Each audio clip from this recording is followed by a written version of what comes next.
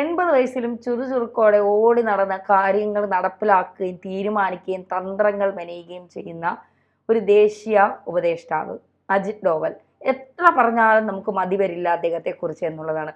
ഇപ്പോഴും പാകിസ്ഥാൻ ആ പേര് കേൾക്കുമ്പോൾ ഭയമാണ്. അജിത് ഡോവൽ ഏത് തന്ത്രപ്രധാനമായ യുദ്ധ സാഹചര്യം ഉണ്ടായാലും നമുക്ക് മുന്നിൽ ബ്രഹ്മാസ്ത്രം പോലെ ഉറച്ചു നിൽക്കുന്ന നിലപാടുകൾ ശക്തമായി എടുക്കുന്ന അജിത് ഡോവലിനെ ഈ പഹൽഗാം വിഷയത്തിലും ഒരു വലിയ റോൾ ഇല്ലേ?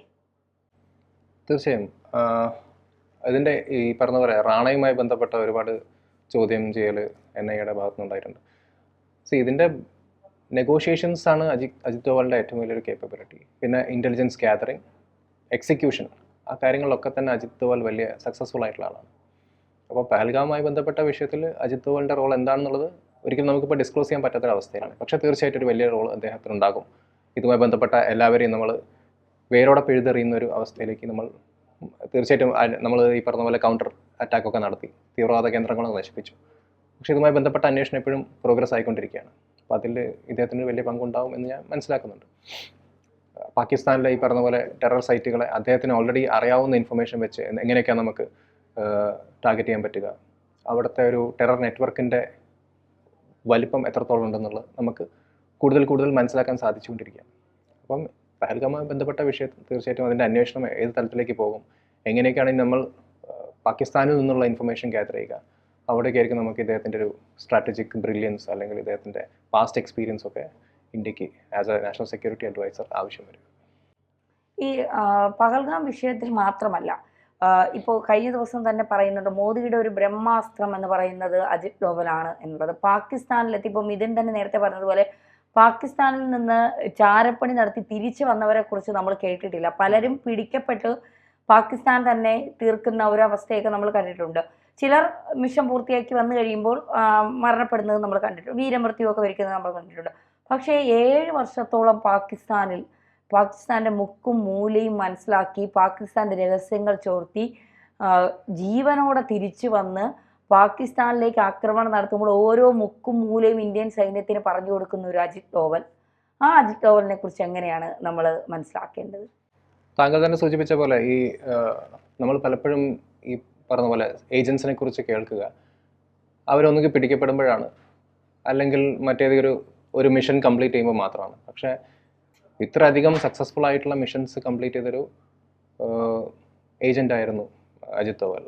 അപ്പോൾ അദ്ദേഹത്തിൻ്റെ കരിയറിൻ്റെ സ്റ്റാർട്ടിംഗ് എന്ന് പറയുന്നത് IPSലാണ്. കേരള കാഡർ ഓഫീസറായിരുന്നു.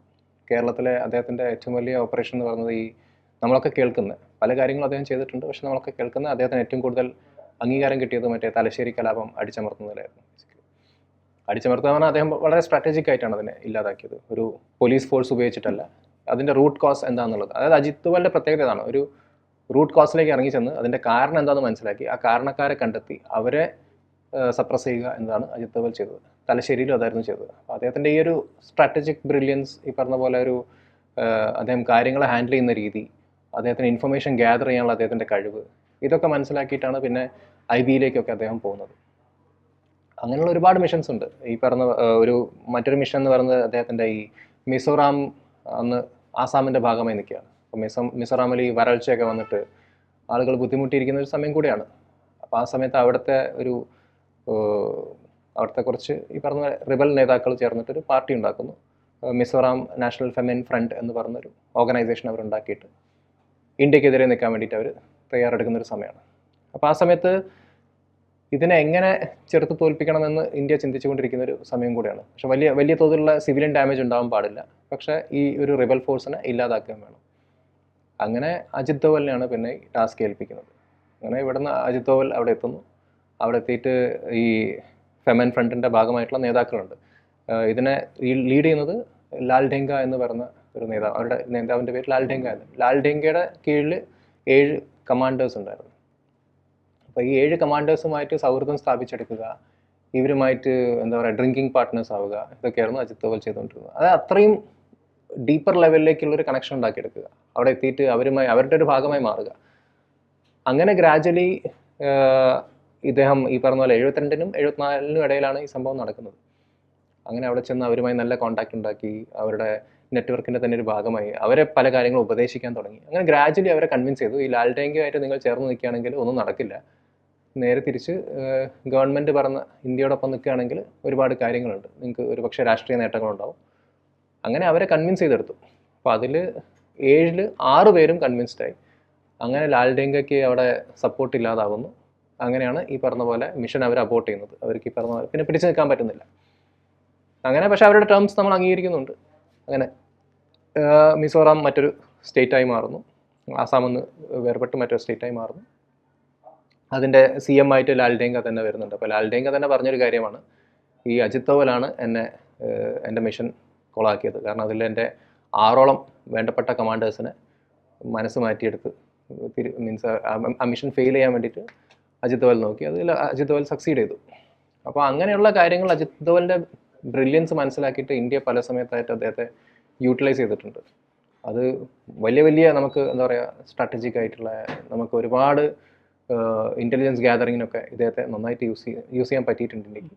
അവിടെ അദ്ദേഹത്തിൻ്റെ കാലിബർ തെളിയിച്ചിട്ടുമുണ്ട്. അങ്ങനത്തെ മറ്റൊരു സംഭവമാണ് ഈ നമ്മുടെ സിക്കിം വിഷയം. അന്ന് സിക്കിം ഒരു പ്രിൻസ്ലി സ്റ്റേറ്റ് ആയിരിക്കുന്ന സമയമാണ്. അപ്പോൾ സിക്കിം രാജാവ് ഒരു ഹണി ട്രാപ്പിൽ പെട്ടിട്ട് CIA ഹണി ട്രാപ്പിലാണ്. CIA അദ്ദേഹത്തെ ഒരു ഹണി ട്രാപ്പിൽ പെടുത്തി. അദ്ദേഹത്തിൻ്റെ ഭാര്യ എന്ന് പറയുന്നത് ഒരു CIA ഏജൻറ്റിനെ വിവാഹം കഴിച്ചു. അങ്ങനെ പോകുന്നൊരു സമയമാണ്. അപ്പോൾ അത് ഇന്ത്യക്ക് വലിയ ഭീഷണി മാറുന്നുണ്ടായിരുന്നു. കാരണം CIA ഇൻഫ്ലുവൻസിലാണ് പിന്നെ കാര്യങ്ങളൊക്കെ അവിടെ നടക്കുന്നത്. അപ്പോൾ അതെങ്ങനെയാണ് തകർക്കാൻ പറ്റുക എന്നുള്ളത് ഇന്ദിരാഗാന്ധി ഈ RN റാവുമായിട്ട് ഡിസ്കസ് ചെയ്യുന്നുണ്ട്. അപ്പം RN റാവു തന്നെ സജസ്റ്റ് ചെയ്യുന്നൊരു പേരാണ് അജിത് ദോവലിൻ്റെ. അങ്ങനെ അജിത് ദോവൽ അവിടെ എത്തുന്നു. ഈ പറഞ്ഞ പോലെ സിക്കിമിലെ രാജാവിനോട് എതിർപ്പുള്ള പാർട്ടികൾ ഏതൊക്കെയാണെന്നുള്ളൊരു ആദ്യം അതിനെക്കുറിച്ചൊരു പഠനം നടത്തുകയാണ്. അപ്പോൾ അങ്ങനെയുള്ള പാർട്ടികളായിട്ടൊക്കെ നല്ല ബന്ധം സ്ഥാപിച്ചെടുക്കുകയാണ് അവിടെ. പിന്നെ അവിടുത്തെ ഈ കാസി ജോർജി എന്ന് പറയുന്ന ഒരു നേതാവിൻ്റെ അണ്ടറിലുള്ള സിക്കിം കോൺഗ്രസ് പാർട്ടി ഉണ്ടായിരുന്നു. അവരെ കുറച്ചുകൂടെ എംപവർ ചെയ്തിട്ട് അവർക്ക് വേണ്ട ഫണ്ടിങ്ങും കാര്യങ്ങളും ഈ ജനങ്ങളിലേക്കുള്ള ഔട്ട്റീച്ച് കൂട്ടാനുള്ള കാര്യങ്ങളൊക്കെ ചെയ്തു കൊടുക്കുകയും അതിനെല്ലാ രീതിയിലുള്ള സപ്പോർട്ട് കൊടുക്കുകയും അങ്ങനെ കാസി ജോർജിയെ പവർഫുള്ളാക്കി മാറ്റുകയും ചെയ്തിട്ട് ഈ സിക്കിം രാജാവിനെതിരെ വലിയ തോതിലുള്ള പ്രഷർ ഉണ്ടാക്കുകയാണ്. അങ്ങനെ അവിടെ ഇലക്ഷൻസ് വരുന്നു. കാസി ജോർജി പ്രധാനമന്ത്രിയാവുന്നു. അപ്പോൾ അതായത് അന്നൊരു പ്രിൻസ്ലി സ്റ്റേറ്റാണ്. അപ്പോൾ അതിൻ്റെ പ്രധാനമന്ത്രിയാണ് കാസി ജോർജി. പിന്നീട് പ്രധാനമന്ത്രിയായ ശേഷം അദ്ദേഹം ഇന്ദിരാഗാന്ധിക്ക് കത്തയക്കുകയാണ്, ഞങ്ങളുടെ ഇവിടുത്തെ ആഭ്യന്തര പ്രശ്നം കൂടിക്കൂടി വരികയാണ്, സഹായം അഭ്യർത്ഥിക്കുന്നു. അങ്ങനെ സിക്കിം ഇൻ്റഗ്രേറ്റ് ആവുന്നു. കാസി ജോർജി പിന്നെ CM ആയിട്ട് അവിടെ പൊസിഷൻ ചെയ്യുന്നു. സോ അതിലെ അജിത് ദോവലിൻ്റെ പങ്കെന്ന് പറഞ്ഞാൽ നമുക്കൊക്കെ ചിലപ്പോൾ എന്താ പറയുക ഒരു കഥ പോലെ കേട്ടുപോകാന്നല്ലാതെ അദ്ദേഹം ചെയ്ത കാര്യങ്ങൾ വളരെ ഡീപ്പാണ്. അവിടെ ചെല്ലുന്നു, അതായത് ഇത്രയും വലിയൊരു സിറ്റുവേഷനെ പൂർണ്ണമായിട്ടും കൺട്രോൾ ചെയ്തു. ഇദ്ദേഹം എന്താ പറയുക ഏറ്റെടുത്ത പ്രോജക്ട്സ് എല്ലാം തന്നെ സക്സസ്ഫുൾ ആണ്. അതിൽ പരാജയങ്ങളൊന്നും ഇല്ലാതെ ഭംഗിയായിട്ട് മുന്നോട്ട് കൊണ്ടുപോകാൻ പറ്റിയ ഒരാളാണ്. പിന്നെ അദ്ദേഹത്തിൻ്റെ ഈ ഏറ്റവും വലിയ കോൺട്രിബ്യൂഷൻ എന്ന് പറയുന്നത് പാകിസ്ഥാൻ്റെ ന്യൂക്ലിയർ ടെസ്റ്റ് പ്രോഗ്രാമിൽ അദ്ദേഹം സപ്ലൈ ചെയ്ത ഇൻഫർമേഷനാണ്. അതിന് ഇന്ത്യക്ക് യൂട്ടിലൈസ് ചെയ്യാൻ പറ്റാത്തത് ഇന്ത്യയുടെ ഭരണകൂടത്തിൻ്റെ കുഴപ്പമായിരുന്നു അന്നത്തെ. അന്ന് ഇസ്രായേലിൻ്റെ സപ്പോർട്ട് പോലും നമുക്കുണ്ടായിരുന്നു ആ ഒരു ന്യൂക്ലിയർ പ്രോഗ്രാം തകർക്കാൻ വേണ്ടിയിട്ടുള്ള. പക്ഷേ ഇന്ത്യ എന്തുകൊണ്ടും അത് സഹായം കൊടുക്കില്ല. അവർക്കാകെ വേണ്ടിയിരുന്നത് നമുക്ക് ഒരു ഫ്യൂവലിങ്ങിൻ്റെ സപ്പോർട്ട് കൊടുക്കുക എന്നുള്ള. ഇസ്രായേൽ പറഞ്ഞു ഞങ്ങൾ ഏറ്റെടുത്തോളാം, നിങ്ങളുടെ ഭാഗത്തുനിന്ന് ജസ്റ്റ് അവരുടെ എയർക്രാഫ്റ്റ് ലാൻഡ് ചെയ്യാനുള്ള ഫ്യൂൽ ചെയ്യാനുള്ള സപ്പോർട്ട് മാത്രം മതിയായിരുന്നു. പക്ഷെ അതുപോലും ഇന്ത്യ കൊടുത്തിട്ടില്ല. അങ്ങനെ ആ ന്യൂക്ലിയർ പ്രോഗ്രാമിൻ്റെ എന്താ പറയുക ആ സ്ഥലത്ത്, അതായത് ഇവിടുന്ന് അതായത് ഇന്ത്യൻ എംബസിയുടെ ഭാഗമായിട്ടാണ് പോകുന്നത്. ഇന്ത്യൻ എംബസിയുടെ ഭാഗമായി അവിടെ ചെന്ന് പിന്നെ ഇൻഫർമേഷൻ ഗ്യാതറിങ്ങിന് വേണ്ടിയിട്ട് ഈ പല വേഷങ്ങളും അദ്ദേഹം മാറുന്നുണ്ട്. ഒരു പിച്ചക്കാരൻ്റെ വേഷത്തിലൊക്കെ പോയിട്ടാണ് ഈ ഇൻഫർമേഷൻ ഗ്യാതർ ചെയ്യുന്നത്. അപ്പോൾ അവിടെ നോക്കുമ്പോൾ ഈ പറഞ്ഞ ന്യൂക്ലിയർ ടെസ്റ്റ് പ്രോഗ്രാം നടക്കുന്ന സ്ഥലത്തേക്ക് ഒരു തരത്തിലും ആക്സസ് ഇല്ല, ആർക്കും ഒന്നും മനസ്സിലാക്കാൻ പറ്റാത്തൊരവസ്ഥയാണ്. അങ്ങനെ ഇദ്ദേഹം ഒടുക്കം ചെയ്യുന്നൊരു കാര്യം എന്താ വെച്ചാൽ ഇവിടെ ഈ ഉള്ളിൽ നിന്ന് വരുന്ന സയൻറ്റിസ്റ്റും മറ്റുള്ളവരൊക്കെ ബാർബർ ഷോപ്പിൽ പോകുന്നുണ്ട്.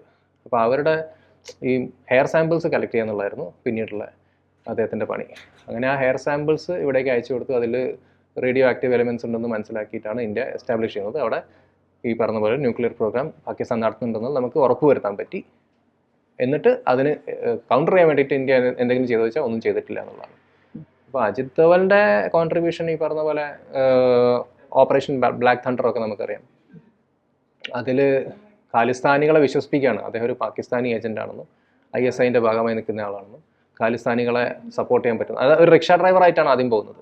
അപ്പോൾ ഇങ്ങനെ പല വേഷം മാറിയൊക്കെ ഓരോ കാര്യങ്ങളും ചെയ്ത് നമ്മുടെ ശത്രുക്കളുടെ ഉള്ളിലേക്ക് കടന്നു ചെന്ന് അവരുടെ ഇൻഫർമേഷൻ എല്ലാം ഗ്യാദർ ചെയ്യാൻ പറ്റുന്ന ഒരു ഏജൻ്റായിട്ടാണ് ഇദ്ദേഹം പ്രവർത്തിച്ചത് എല്ലാ കാലത്തും.